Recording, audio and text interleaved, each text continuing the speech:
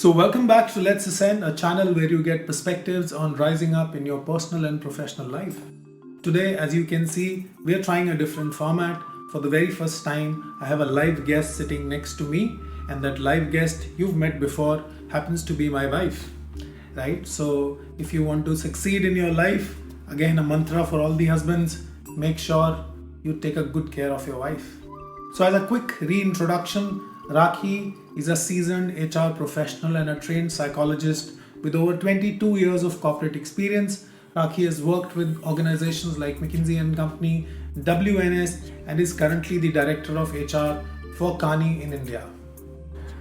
So today we're going to talk about a performance equation that I learned from this book, which is called The Inner Game of Tennis, a wonderful book that all of you should read. It's written by a gentleman called Timothy Gallwey. And Timothy Gallwey talks about a very powerful equation, and that equation is that your performance is equal to your potential minus interferences. I repeat, your performance is equal to your potential minus interferences. It's a very straightforward, very simple equation, but a really powerful one. And I'll make it even simpler for you. So everyone knows what is potential, right? Potential is our ability to do things, and our ability is defined by our mindset, our skill sets, and our domain knowledge that we have. And everyone works towards increasing the potential, right? You can increase the potential by learning, you can increase the potential by experiencing different situations, you can increase your potential by working with different set of people, working in different environments, and all of that essentially helps you build new skills, new mindsets, and new domain knowledge, and your potential goes up. I think what people often do not work on is the interferences, and that is what we are going to talk to Rakhee today about. What are these interferences and how do we get rid of them? Right? These interferences can be divided into two: external and internal interferences. External interferences, as the name suggests, are the ones which are outside of you. Right? So the organization culture is not that great. My manager is not that supportive. I don't have enough resources to learn video editing, and hence I'm not starting a YouTube channel, right? There could be multiple ways in which you can articulate these external interferences. But research has proven that these external interferences are not the dominant form of interferences. In fact, there an 80-20 rule works where they say 80% of the interferences that people face, which prevents them from performing to their potential, are actually internal interferences. So we are going to talk to Rakhee about what are these internal interferences, and more importantly, how does one get over it? Because this is, as I said, is one area that is often missed. I think some of the biggest things that I've heard when I talk to a lot of my juniors and colleagues, and when I meet up with a lot of clients as well, is I think the first biggest interferences really are self-limiting beliefs, right? Where we think we cannot achieve certain things because we do not have XYZ. We limit our thinking, we limit our potential because we think we do not have what it takes to become successful. So first, I think, is the self-limiting beliefs that we have. And that then leads to what we call, self-imposed barriers. Because I believe I cannot achieve something, in my head I literally make a barrier where I think, this is like a wall, a barrier which I cannot overcome, which I cannot move across, and therefore it's not possible for me to do better than what I'm doing right now. The third, I think, is really, which stems from all of this, is really the fear of failure, where after a certain point, after a certain age, our risk-taking ability starts to get impacted, and we start fearing failure so much that we're not willing to go out there and do new things, to risk things, because the whole external pressure somewhere in terms of what will people think, if I fail, how will I get up and succeed again, that starts to play a lot more importance than it should. It's a very simple thing. When we are younger, we are willing to go out there, try out a lot of things. But as we become older, we start limiting ourselves by saying, I know what the risk is. I don't think I can go out there and do this. I am scared that I will fail, and I don't know what the rebuttal from the society will be, how my family will see it, how my friends will see it. So to me, I think these are the 3 or 4 core interferences which are all internal, and a lot of us have them at different points of our life. out of all of this, you somehow create this barrier, this wall, which in your mind almost becomes like this real wall or a challenge that you think now you cannot overcome, right? And over a period of time, many of us, because we keep repeating this negative narrative to ourselves, we start believing it, right? Our mind, our brain is such a powerful tool. It's almost like a programming setup, right? You program your computer in a certain way. There is a certain algorithm that you feed in, and that's how the outputs come out. It's exactly the same way with our brain. When we keep telling ourselves, I'm not good at this, I don't think I'm be able to achieve it, there are these 5 barriers, and even if I overcome the barriers, what if I fail? Our brain actually starts to believe that. Got it. So I think you make a very solid point that the way people develop these self-doubts and these self-limiting beliefs is by repeating something to yourself, and just like a coding in a program, that gets coded in your subconscious. Exactly. Right? And even if you try, you cannot get over that. So repeating something which is negative, repeating something which is where you putting yourself in some kind of a doubt, is a short way of strengthening this interference. Again, I don't want to lose the perspective that we are talking about performance is potential minus interferences. So these interferences would become stronger and stronger if you keep repeating, right, things which are related to, for example, self-doubt or fears. For example, I cannot sit in front of a camera and record a YouTube video. So if you keep saying that, you are reinforcing that belief in your subconscious, and you will never be able to get out of that. Yeah, and so in the same line, if you just flip this around, when you start saying positive things to yourself, when you start narrating a more positive story to yourself, and you start taking actions that support this thinking, you actually start reducing your self-doubt, you start bringing the barriers down. Your brain is now getting tuned to a much positive outcome, a much positive self-belief. I think the first and the foremost thing that we need to do is, sometimes when we're thinking about a lot of things and our mind is getting crowded, it's always important for us to pen things down, right? I'm very old school that way, and I still feel that, if you just pick up a piece of paper and a pen, and simple exercise, just list down all the things that you think you're good at, right?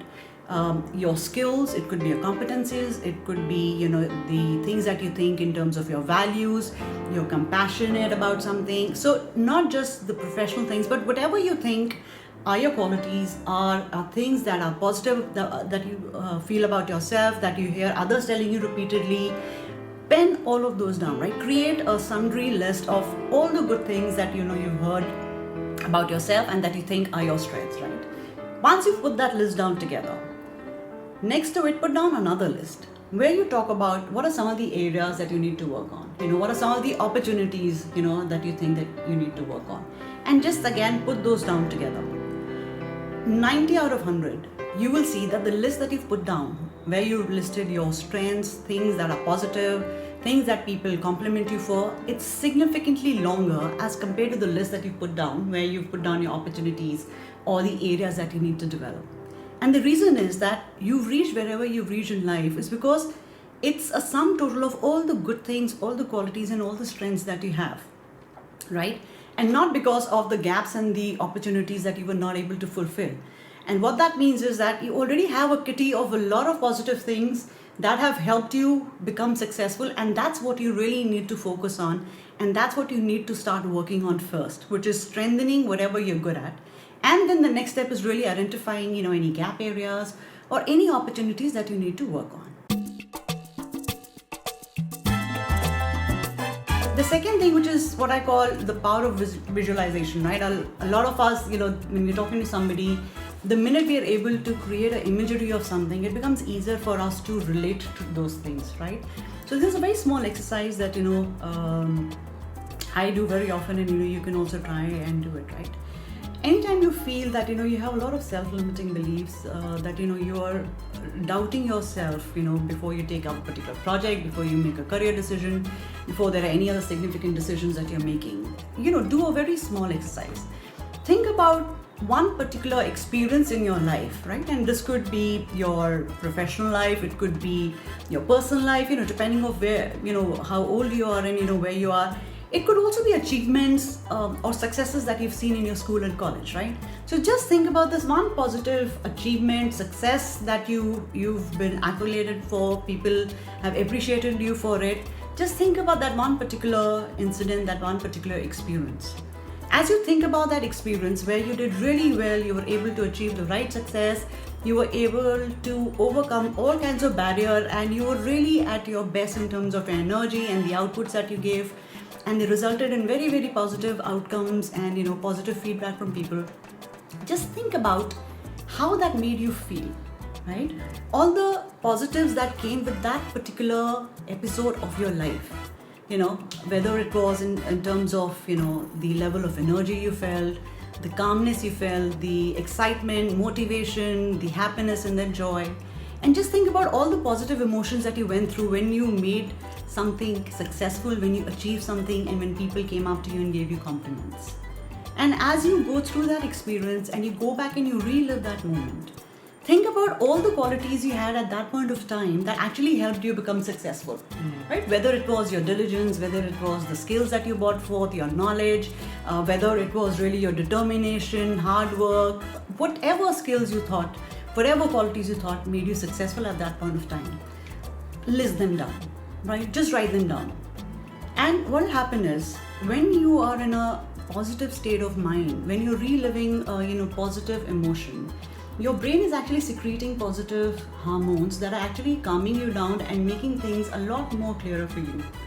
And once you've listed the qualities that helped you become successful, now think about this one particular situation which you're trying to solve. Firstly, you are better equipped because your mind is calmer, your body is calmer, and you're in a more positive frame of mind, right? You also have a clarity in terms of all the qualities and the strengths that have actually helped you become successful in a past scenario. Now think about, how can I use some of these qualities that I've listed, right? I have those that I think I have innately and everybody tells me that I do. Here are the other qualities and positives that helped me achieve success in my previous similar issue. What can I take away from that particular situation and use in this current situation?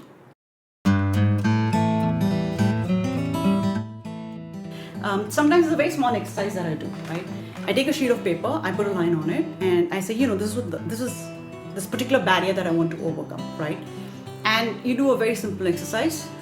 You've gone through this whole process of thinking through a positive experience, you're feeling positive emotions, you've listed your qualities. You take this sheet of paper, put it in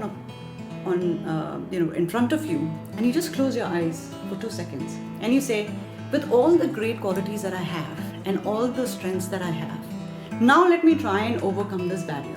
And what you do is, you close your eyes and you step over that paper where you've drawn that barrier, and you say, I have now overcome this particular barrier.